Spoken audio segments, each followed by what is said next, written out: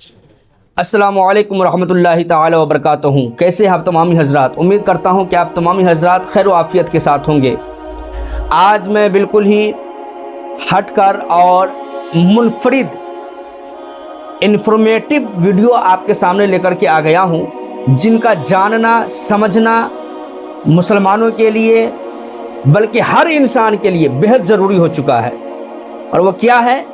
وہ یہ ہے کہ کیا یہودی ہمیشہ سے مسلمانوں کو دشمن رہے ہیں، یا پھر صرف ایک ادھوری کہانی دنیا میں گشت کرتی ہوئی نظر آ رہی ہے، دنیا میں لوگوں کے سامنے پروسا جا رہا ہے۔ آج ہم ایسے ہی تاریخی راز کو کھولنے جا رہے ہیں جو شاید آپ نے پہلے کبھی نہیں سنا ہوگا۔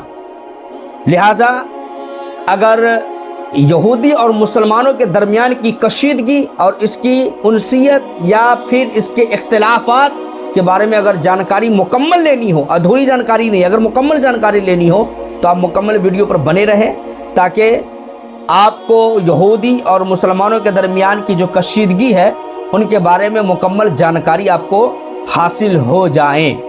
آئیے ویڈیو کو شروع کرتے ہیں۔ اس سے قبل آپ تمامی حضرات سے میں گزارش کروں گا کہ میرے اس ویڈیو پر، میرے اس چینل پر اگر آپ نئے ہیں تو میرے اس چینل رئیس کوثر قادری کو سبسکرائب کر لیجئے، بیل آئیکن کو دبا لیجئے، تاکہ ہر آنے والی نئی ویڈیو کی نوٹیفیکیشن بآسانی آپ تک پہنچتی رہے۔ تو ویڈیو کو اسٹارٹ کرتے ہیں۔ اسلام سے پہلے عرب میں یہودی قبائل موجود تھے، جو ہم بھی جانتے ہیں، آپ بھی جانتے ہیں، ٹھیک ہے؟ وہ تجارت، زراعت اور علم میں آگے تھے، یعنی کہ دشمنی کی شروعات یہاں سے نہیں ہوئی ہے۔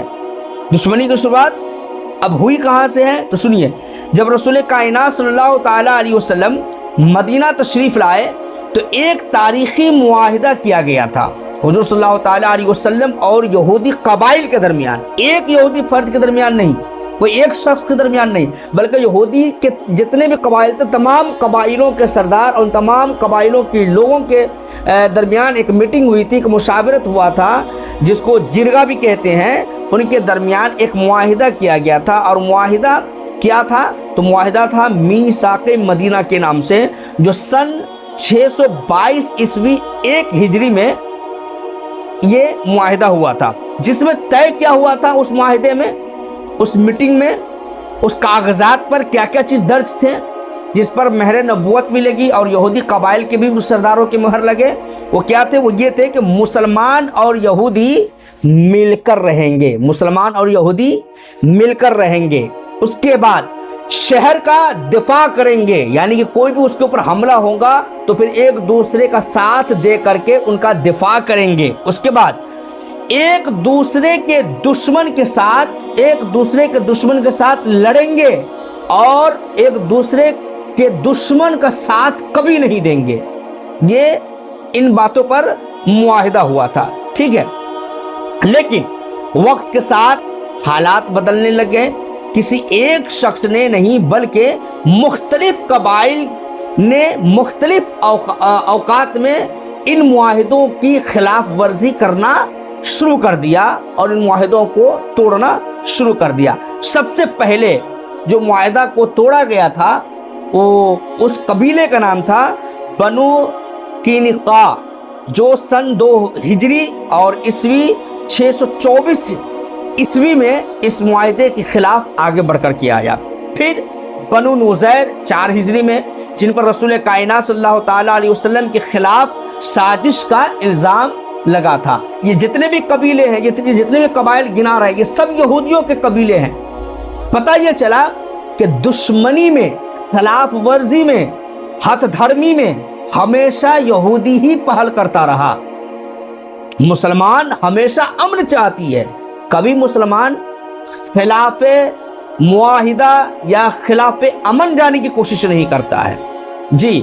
اور پھر سب سے حساس واقعہ یہ پیدا ہوا کہ بنو قریظہ ایک قبیلہ ہے جو سن 5 ہجری میں جنگ خندق کے دوران، جن پر دشمن کے ساتھ خفیہ اتحاد کا الزام لگا تھا، یعنی کہ جو یہودی اور مسلمان قبائل جو ایک ساتھ رہتے تھے، ان کے اوپر جو دشمن جو اٹیک کرنے والے تھے، ان کے ساتھ یہ متحد ہو گیا. کون؟ بنو قریظہ کے لوگ. بنو قریظہ کے لوگ ان کے ساتھ جا کر کے مل گیا, اتحاد کر لیا.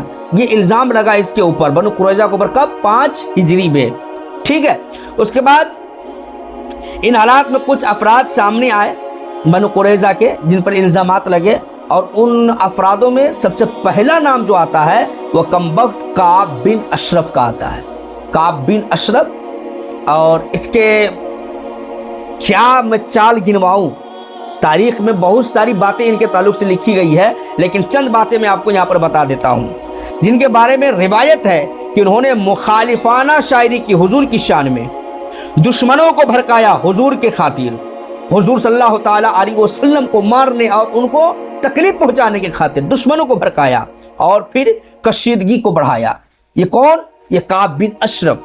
اس کے بعد لیکن یہاں ایک حیران کن حقیقت اور بھی ہے کہ مسلمان اور یہودی ہمیشہ سے دشمن نہیں رہے ہیں. یہ بات سچ ہے, ہمیشہ سے دشمن نہیں رہے ہیں, لیکن اس بات کا ازالہ کر دینا کافی ہے کہ دشمنی کب سے قائم ہوئی ہے. تو اندلس جو اسپین میں ہے, یہودیوں نے اس وقت بہت ترقی کی. یہودیوں نے اچھے جو ہے کارنامے کو انجام دیا. اس کے بعد انہیں تحفظ بھی حاصل تھا وہاں کی. اس کے علاوہ اور وہ مسلم حکومت میں امن سے رہے. یہ اندلس کی بات ہے جب یہودی اندلس کے اندر میں رہ رہا تھا, اسپین کے اندر میں رہ رہا تھا. اس وقت مسلمانوں نے ان کے ساتھ یہ حسن سلوک پیش کیا کہ وہاں پر ان کی صحبت میں رہ کر, ان کی حفاظت میں رہ کر کے ترقی بھی کیا ہے نا. ان کی مسلمانوں نے حفاظت بھی کی اور مسلم حکومت کے درمیان یہ لوگ امن کے ساتھ بھی رہے.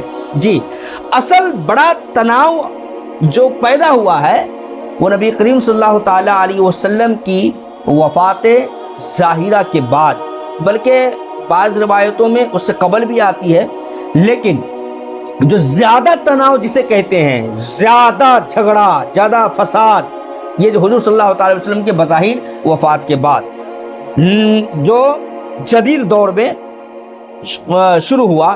اور وہ کس بنیاد پر؟ نو آبادیاتی طاقتیں, قوم پرستی اور فلسطین کا مسئلہ, یہ تمام چیزیں تھیں جن کی بنیاد پر کشیدگی بڑھتی چلی گئی, آپس میں تناؤ بڑھتا چلا گیا.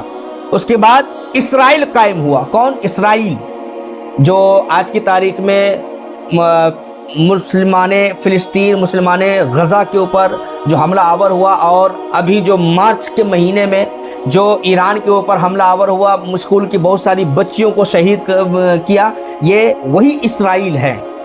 جی, جو یہودیوں کا گڑھ ہے, یہودیوں کا اڈا ہے. سمجھ میں آ رہی ہے بات؟ اس کے بعد تو اسرائیل قائم ہوا اور عرب اور یہودی قوم پرستی آمنے سامنے ہو گئی. جو کل تک ساتھ مل کر کے تھے, کل تک جو ساتھ ایک دوسرے کو دکھ سکھ بھی بانٹ لیا کرتے تھے, اب کیا ہے, اسرائیل جب قائم ہوا تو پھر عرب اور یہودی دونوں آمنے سامنے ہونے لگ گئے, اور پھر اس وقت سے جھگڑا, جنگ, قتل غارت شروع ہو گئی. اس کے بعد آج ایک چیز اور سمجھ لیجئے کہ آج لوگ اسے مذہبی جنگ سمجھتے ہیں. میں جہاں تک سمجھتا ہوں کہ بالکل صحیح سمجھتے ہیں, یہ مذہبی جنگ بھی ہے. جی, یہ ایک الگ کانسیپٹ ہے. میں انشاءاللہ اس پر کبھی پھر میں ویڈیو لانے کی کوشش کروں گا, لیکن ابھی اتنا سمجھ لیجئے کہ مذہبی جنگ بھی اسے کہا جا سکتا ہے. لیکن حقیقت زیادہ پیچیدہ یہ ہے کہ سیاست, میڈیا, عالمی مفادات, یہ سب اس میں شامل ہے. سمجھ میں آ رہی؟ اب سوال پیدا ہوتا ہے کہ مستقبل میں کیا ہوگا, کیا یہ دشمنی ہمیشہ رہے گی؟ تو دوستو ہاں, یہ دشمنی ہمیشہ رہے گی, چونکہ نبی کریم صلی اللہ تعالیٰ علیہ وسلم کی حدیث مبارکہ ہے کہ اے مسلمانوں, یہودی کبھی تمہارا دوست نہیں بن سکتا ہے, تو دنیا ادھر کی ادھر ہو سکتی ہے, میرے نبی کا فرمان کبھی بھی نہیں ٹالا جا سکتا ہے, اور اس کے اندر میں کوئی تغیر پیدا نہیں ہو سکتی ہے. تو یہودی کبھی مسلمانوں کا دوست نہیں ہو سکتا ہے. جی, لیکن انسان قیاساً, ایک قیاس کی بنیاد پر کہتی ہے کہ حالات بدلتے ہیں, دشمنی ختم بھی ہو سکتی ہے نا, لیکن تاریخ کی روشنی میں اور نبی کریم صلی اللہ تعالیٰ علیہ وسلم کے فرمانات کی روشنی میں یہ کشیدگی اب मुझे नहीं लगता है कि ख़त्म हो जाएगी। जी, तो असल फैसला इंसानों के हाथ में है। अब आगे मुस्तकबिल में देखा जाएगा कि क्या हकीकत निकल करके आती है। जी, तो हकीकत इन तमाम वीडियोस के ऊपर जो बातें कही गई है उनकी हकीकत क्या निकली, तो हकीकत यही निकली है कि दुश्मनी हमेशा से नहीं थी, ये ज़्यादातर सियासी मामलात है, लेकिन इसे लोग मजहबी मामलात भी कहते हैं, तो कोई गलत नहीं कहते हैं, दुरुस्ती कहते हैं। और उसके अलावा मुस्तकबिल में हमारा ये यहूदी और मुसलमानों के ताल्लुक़ से जो इत्तेहाद का जो ज़हन है और लोग जो मुत्तहिद की जो बातें करते हैं, मेरे ख़याल से यहूदी और मुसलमान कभी भी मुत्तहिद नहीं हो सकते हैं। आप क्या सोचते हैं?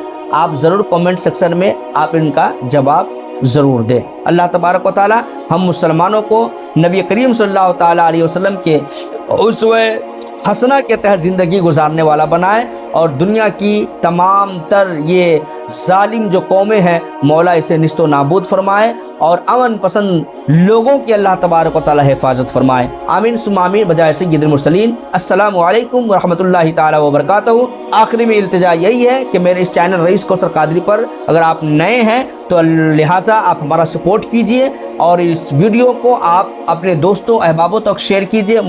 मुतअद्दिद ग्रुप्स हैं फेसबुक पर, यूट्यूब पर, उसके अलावा व्हाट्सएप पर, इन तमाम ग्रुप्स में जाकर के शेयर कीजिए ताकि इस तरह के इस्लामी इन्फॉर्मेटिव वीडियो और जानकारियाँ लोगों तक पहुँचती रहे। अल्लाह तबारक व तआला सदका जारिया का सवाब आपको अता फरमाएगा।